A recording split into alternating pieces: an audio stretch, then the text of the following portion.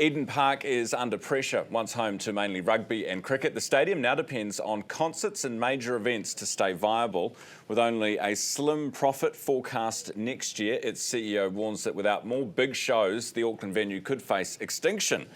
Nick Saunter is with us at the desk. Good morning. Good morning, Ryan. Thanks for your time. That all sounds a little bit dramatic. I know.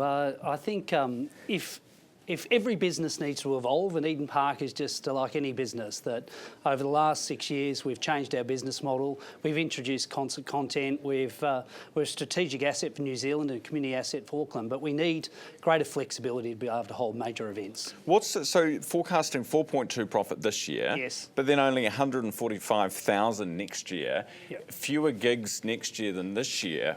How does that make sense, given how bad this year's been, for the economy? And how much better it's supposed to be next year?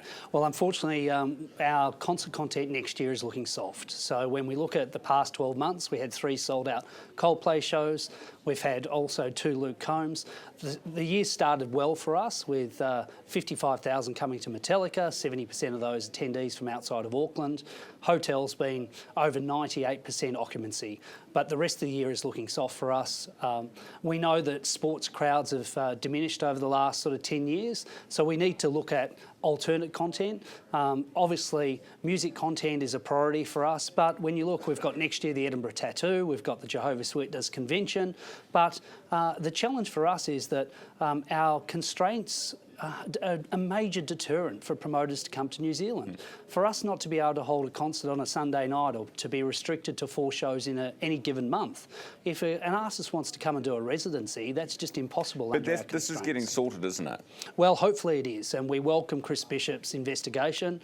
He could be the PM soon. He could just do it. Well, we've been delighted with both the PM and Chris Bishop's support of major events. Yeah.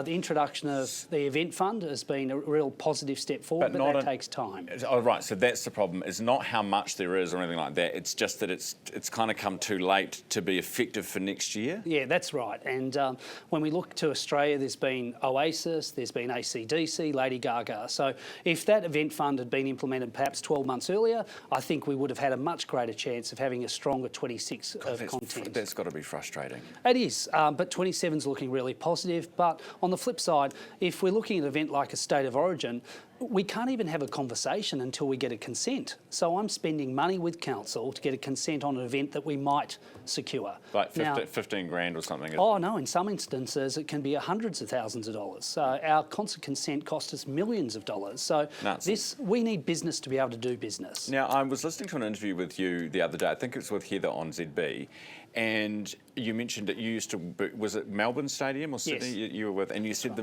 most profitable thing about it was the car park underneath. Correct. Does Eden Park need car parks? I think when we do our redevelopment, the outer oval should have a 2-level car park and ride. Will be 7 minutes to the CBD on the CRL, and that is definitely infrastructure that's needed in the Kingsland precinct. When you look at the upzoning of the area, there's a shortage of car parking. The number one complaint we get from residents is around traffic management car parking. So there's infrastructure needed to enhance our operations. How many car parks do you reckon you need? We could easily get 1,500 car parks on the outer oval. That would enable then a footbridge into Kingsland, a master plan for the stadium, and we have that master plan. And massive profits for Eden Park. That's exactly right, but it's actually a community asset as well, so that those shops in Kingsland and Dominion Road, have a shortage of parking, would then have that facility available also. What would you charge? Like if you're going to see a rugby game or you're going to see Lady Gaga, fingers crossed she comes here, what would you pay for a car park? So if you look in Melbourne, there's an event day rate for CBD parking, and then there's an event day rate. So we don't want to encourage 50,000 people to drive to Eden Park. We've got a CRL infrastructure, but we want to be able to have 1,500 cars that accommodates perhaps a percentage of our mobility and accessibility patrons, but also then and the rest will be corporates. Porsches. Yeah, that's right, Ryan. You'd be able to drive yours.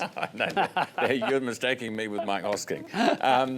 So good. So we have the CRL, then we also have some car parks for wealthy people, or those who need the accessibility, as you say, which is good. What was the other thing I was going to ask you about? Oh, yes, the bikes. Yes. So, when you go to a concert or an event, and Auckland Council has set up their their bike racks, and they've got like a whole bunch of people with clipboards there, and I don't know if you've noticed, but they're all empty.